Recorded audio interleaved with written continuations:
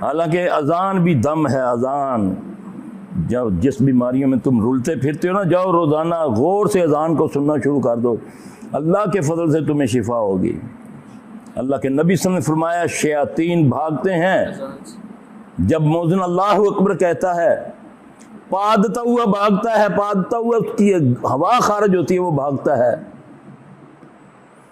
और हमारी हवा खारिज शुरू हो जाती है। इसका मतलब हम शयातीन हैं। जिसको अजान से एलर्जी का, वो शैतान है। गौर से सुनो ना अजान को। और फायदा क्या है? नबी सल्लल्लाहु अलैहि वसल्लम ने फरमाया, जिसने अजान को सुना, उसका जवाब दिया, फिर मुझ पर दरूद पढ़ा और ये दुआ पढ़ी, अल्लाहुम्मा रब्बा हाज़िहि दावा, हौज़े कौसर पर क़यामत के रोज़ मैं अपने हाथ से उसको पानी पिलाऊंगा।